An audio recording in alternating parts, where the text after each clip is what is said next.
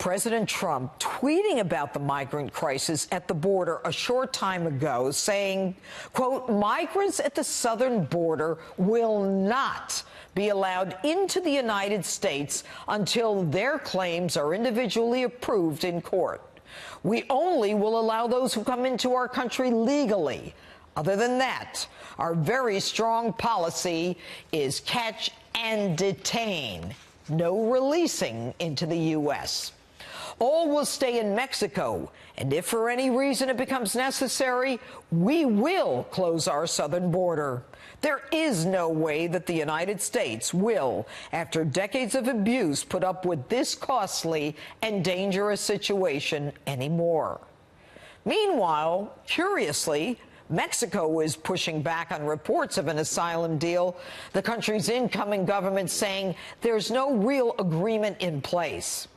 Joining me now with reaction to my opening statement and all of the developing news tonight, conservative commentary and author of the new book, Resistance is Futile, How the Trump-Hating Left Lost Its Collective Mind, Ann Coulter. Good to see you again, Ann. Good to see you, Janine. All right, so talk to me about what is going on at the border. And now the president seems to suggest, aside from whether or not there's a deal with Mexico, he's saying they ain't coming in. There's no catch and release. It's catch and detain when we get them. Is that really going to happen, Ann? I don't know. He says a lot of great things, and he better start following through because, I mean, one of the things you were saying about Hillary, and I think all of us have been sort of sitting back hoping she would run again. But, I mean, consider that in Texas alone, look at how close those last two elections were in Florida and Texas. If either of those ever flip, no Republican ever gets elected president again. 3 out of 4 Hispanics in Texas are under the age of 18. So each day Trump doesn't fulfill his immigration promises, his voters are dying off, and Democratic voters, Hillary's voters, are registering to vote. So I hope he keeps this promise. I mean, this is why we wanted a wall, so that we wouldn't have to ask the country on the other side of the wall. You know, what he got in the last omnibus bill was $1.6 billion, and in the fine print, Paul Ryan, thank goodness he's leaving, and Mitch McConnell, you know, say he can only use $1.6 billion for the actual wall itself. It's all this other nonsense with the fencing that they climb over all the time. So Donald Trump has done everything he can to do the wall. I mean, he can't build it himself. I think he can, and I think the most important point is, no, I mean, he can use the funding from Department of Homeland Security and Department of Defense. He's commander-in-chief. And by the way, just separate point, but what happened to ending the war in Afghanistan? We have troops protecting borders all over the world, not our own border.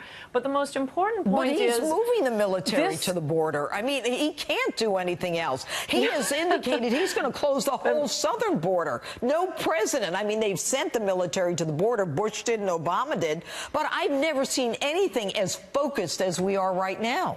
Who do you think's sending these people? Well, his rhetoric is great. There are troops, I think 5,000 on the border, but if you are an aficionado of the Andy Griffith show, Barney Fife could have a gun but only one bullet, and that bullet he had to keep in his pocket because he wasn't a very good shot. That's more bullets than our troops on the border have.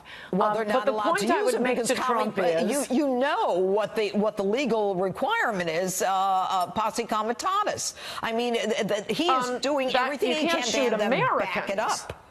What? Number one, you can't shoot Americans. You can shoot invaders. Number two, even if that were true, okay, go 1 yard into Mexico. What's happening on our border is certainly a bigger crisis for Americans than Grenada was. We can't invade Mexico to stop them from coming in here. I mean, we're doing the same thing unless Mexico gives us that authority. If you recall, even in Benghazi, they said, well, we didn't get permission from Libya to go in and protect our men. We certainly can't cross the border to shoot them up over there. I mean, if that's what you're talking about, to send the military there. Reagan invaded Grenada, and Grenada was far less of a threat to Americans than what's happening on our border. And I'm saying, I don't think the Posse Comitatus Act, I mean, Nazis have been arrested by our troops when they landed in the Hamptons, no less. Right, with guns. Our troops had guns. He's the commander-in-chief. This is what he should be doing. And he's going to follow the law because there are federal judges all over this country who will stop him in his tracks. Final word, Ann, real fast. I don't think so. I don't think so. Most of the property in Texas. All right. So they'll bring a lawsuit, but they'll lose. Yeah, ultimately. And that's not a reason not to try it. Well, you know what? The Ninth Circuit is... There's no tomorrow on this. Yep, well, let's This hope omnibus bill Ann is Coulter? the last chance. All right, Ann Coulter. Thanks so much for being with us tonight.